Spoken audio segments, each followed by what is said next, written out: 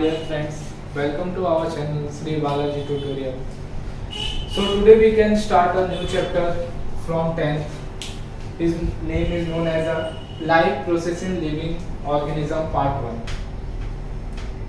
तो ये 10th के सेकेंड चैप्टर साइंस 2 के सेकेंड चैप्टर का पार्ट है, ठीक है। तो यहाँ पे अगर आप फोकस करोगे तो देखो क्या लिखा है, life process in living organism part 1।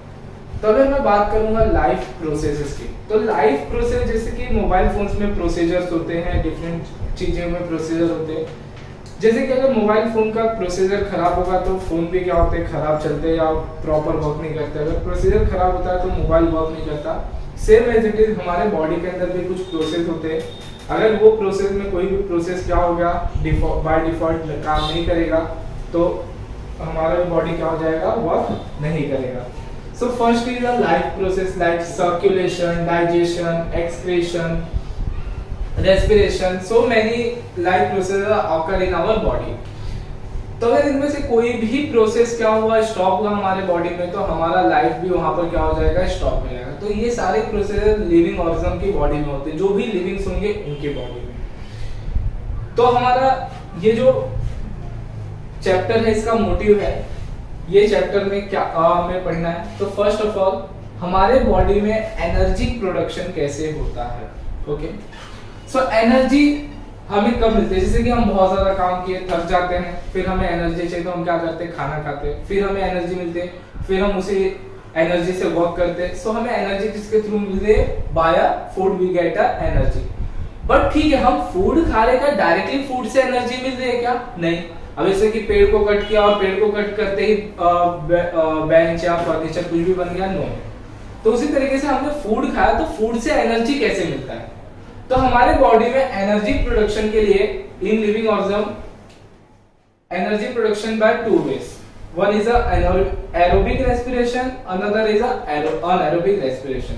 अगर मैं एरोबिक रेस्पिरेशंस की बात करूं, so what is mean by aerobic? In aerobic respiration, okay, in aerobic respiration oxygen is present and anaerobic respiration oxygen is absent। यहाँ पर ऑक्सीजन प्रेजेंट होता है aerobic में, अनएरोबिक में ऑक्सीजन क्या होता है, एब्सेंट होता है। एरोबिक रेस्पिरेशन सेल्स के cytoplasm as well as mitochondria, it's a cell organelle, ये दो जगहों पर एरोबिक रेस्पिरेशन डन होता है। बट अनएरोबिक रेस्पिरेशन की बात करूं तो वो कहां पर डन होता है, साइटोप्लाज्म में। In aerobic respiration, glucose get completely oxidized. Completely oxidized, that means glucose का पूरी तरीके से ऑक्सीडाइज हो रहा है और यहाँ पर completely oxidized नहीं होता। In aerobic respiration, we get a more energy, like 38 molecule of ATP. In anaerobic respiration, we get only 2 molecule of ATP. So that means in anaerobic respiration, we get a very low amount of energy, like how many? 2 molecule of ATP. Aerobic respiration 3 stages में done होते हैं। One is a glycolysis, Krebs cycle, ETC, it is a electron transport chain reaction. Anaerobic respiration complete in 2 stages, glycolysis as well as fermentation. Understood? So that process is known as a respiration. So respiration is 2 types, aerobic and anaerobic. तो अभी हम उसके आगे देखेंगे। अभी तक distinguish देखे हमने कि 2 वेज से हमारे बॉडी में रेस्पिरेशन डन होते हैं। Now aerobic respiration done by 3 processes, glycolysis, Krebs cycle, electron transport chain reaction. Anaerobic respiration done by 2 processes, glycolysis as well as fermentation. So first हम देखते हैं एरोबिक रेस्पिरेशन। तो anaerobic aerobic respiration की बात की जाए तो यहाँ पर ऑक्सीजन क्या होंगे, प्रेजेंट होंगे, ये ऑक्सीजन के प्रेजेंस में फंक्शन करेगा। तो first stage is glycolysis. So what is mean by glyco? Glyco means होता है ग्लूकोज एंड लाइसिस का मीनिंग होता है break down. So what is mean by glycolysis? Break down of glucose, that process is known as a glycolysis, where it is done in cytoplasm. तो glycolysis कहां पर done होता है, cytoplasm में done होता है। So first of all glucose का breakdown होगा। तो ग्लूकोज का जब ब्रेकडाउन होगा तो ग्लूकोज 6 कार्बन के मॉलिक्यूल से बना है। लाइक मैं यहाँ पे जो ऐसे छोटे छोटे स्ट्रक्चर बनाया हूँ, 1 2 3 4 5 एंड 6। 6 कार्बन ऑफ मॉलिक्यूल्स क्या होते हैं? सब फर्स्ट ऑफ ऑल ये 2 पार्ट्स में ब्रेक डाउन होते हैं 6 कार्बन के मॉलिक्यूल। 3 कार्बन के मॉलिक्यूल फॉर्म करते हैं जिनका नाम होता है पायरुविक एसिड या पायरुवेट एसिड। सो ये जो पायरुविक एसिड होते हैं ये 3 कार्बन के मॉलिक्यूल्स होते हैं। ओके, सो ये जो पायरुविक एसिड होते हैं कहां पर फॉर्म हुए? ग्लाइकोलाइसिस में फॉर्म हुए। देन ये जो ग्लाइकोलाइसिस है यहाँ पर जो पायरुविक एसिड फॉर्म हुआ है इसके आगे हमें क्या चलाना है? क्रेब्स साइकिल चलाना है। तो क्रेब्स साइकिल को देखो 3 नामों से जाना जाता है। First is the Krebs cycle, TCA cycle, citric acid cycle. So अगर मैं बात करूं क्रेब्स साइकिल, तो क्रेब्स साइकिल एक ऐसा प्रोसेस है जहां पर मतलब इसे क्रेब्स साइकिल क्यों दिया गया? क्योंकि इसका डिस्कवर्ड सर हांस क्रेब करके साइंटिस्ट ने दिया था, इसलिए इसका नाम क्रेब्स साइकिल दिया गया। TCA cycle, TCA is a tri carboxylic acid and citric acid cycle. Why it is known name so we can see। Then यहाँ पे जो 3 कार्बन का मॉलिक्यूल पायरुविक एसिड बना है वो आगे क्रेब्स साइकिल में नहीं जा सकता, तो ये जो 3 कार्बन का मॉलिक्यूल है वो 2 कार्बन मॉलिक्यूल में डिवाइड होता है। देन जब 2 कार्बन के मॉलिक्यूल में डिवाइड होता है तो उसका नाम होता है acetyl coenzyme. And this Krebs cycle happen in mitochondria. Okay, mitochondria जैसे ये साइटोप्लाज्म में डन हुआ उसी तरीके से ये माइटोकॉन्ड्रिया में ये प्रोसेस होता है। देन जब एसिटाइल कोएंजाइम माइटोकॉन्ड्रिया में एंटर करता है, then acetyl coenzyme it is 2 carbon molecule, oxaloacetic acid is a 4 carbon molecule, both they get together and form a citric acid. दोनों के दोनों 4 कार्बन और 2 कार्बन के मॉलिक्यूल एक साथ मिलते हैं और क्या बनाते हैं? सिट्रिक एसिड बनाते हैं। So it is named as a citric acid cycle. Why it is TCA? Tricarboxylic. So it is 4 carbon molecule. It is known as a TCA, tricarboxylic acid, oxaloacetic acid. So it is named as a Krebs cycle, TCA cycle, citric acid cycle. So everyone understood why it is named as a TCA as well as citric acid cycle. So oxaloacetic acid is a 4 carbon molecule, acetyl coenzyme 2 carbon molecule, both they can together and form a 6 carbon molecule which are form citric acid cycle. Electron transport chain reaction. So what happen in electron transport chain reaction? This reaction also occur in mitochondria. So what happen in electron transport chain reaction? So in electron transport chain reaction we have many sources of energy. Okay, हमारे पास energy के बहुत सारे source होते हैं, but उसमें से one of the best way होता है एटीपी, जिसकी वजह से हमारे बॉडी में एनर्जी फॉर्म होता है। जैसे कि हमारे यहाँ पे different types of countries like USA, America USA बहुत आसे, USA, England as well as Japan, China. So हमारे बहुत सारी कंट्रीज है।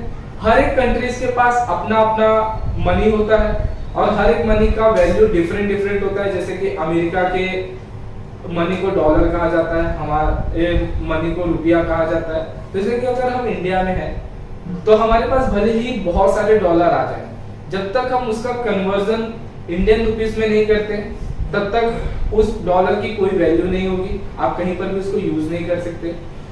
सो सेम एज इट इज यहाँ पर भी है। तो हमारे बॉडी में जो एनर्जी सोर्स है वो क्या है? ATP, adenine triphosphate. ओके, जब तक एटीपी नहीं होगा तब तक हमारे बॉडी में एनर्जी नहीं होगा। तो हमारे बॉडी में एनर्जी सोर्स में एटीपी के साथ साथ NADH2 और FADH2 भी फॉर्म होते हैं।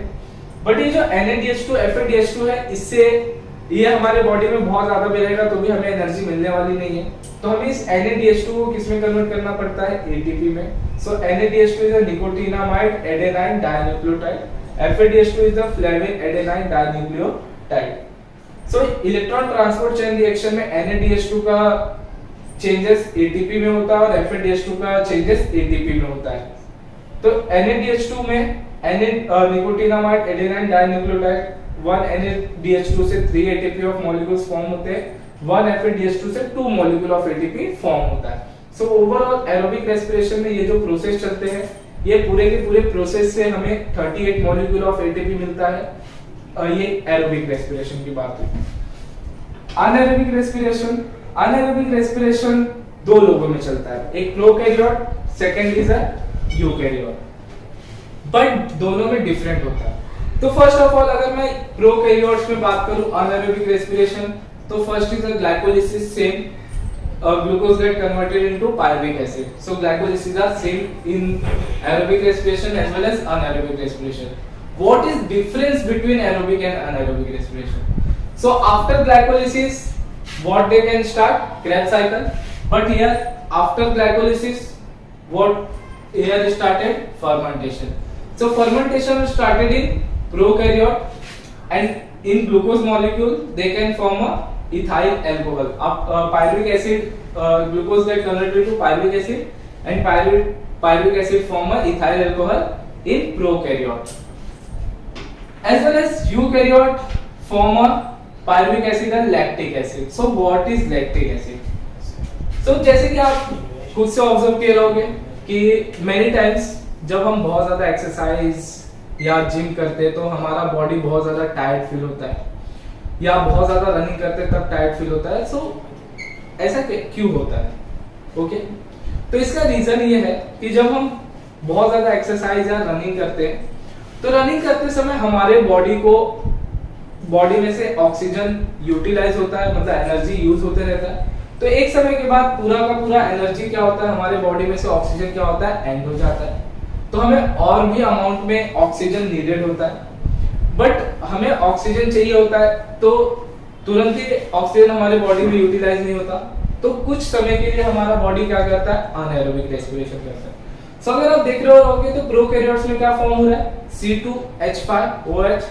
few eukaryotes also form a C2H5OH. So C2H5OH is a ethyl alcohol which are harmful for our body, like you know alcohol which are drunk many people, so that is ethyl alcohol. So ethyl alcohol if form in our body, so that chemical is harmful for our body. So ethyl alcohol हमारे body में बनेगा तो हमारे लिए बहुत ज्यादा harmful हो जाएगा। सो हमें क्या करना है कि हमारे बॉडी में इथाइल अल्कोहल नहीं बनना चाहिए। तो जब हम एनारोबिक रेस्पिरेशन करते हैं तो ग्लाइकोलाइसिस से हमारे बॉडी में पायरुविक एसिड से क्या फॉर्म होता है, लैक्टिक एसिड। जब लैक्टिक एसिड हमारे मसल्स में बहुत ज्यादा एक्यूमुलेट हो जाते हैं, जमा हो जाते हैं, तो उसके थ्रू हमारा बॉडी बहुत ज्यादा टायर्ड फील करता है। सो ये प्रोसेस से हमारा aerobic and anaerobic respiration done होता है। अंडरस्टूड? सो अभी हम देखेंगे कि हमें एनर्जी किस किस चीजों से मिलती है। जैसे कि जब हम फूड खाते हैं तो हमारे फूड में जो जो न्यूट्रिशन होते हैं वो न्यूट्रिशन एक्सेस होंगे तो हमारे बॉडी में किस फॉर्म में फॉर्म होंगे, as well as with the help of different nutrition how much energy we can gate.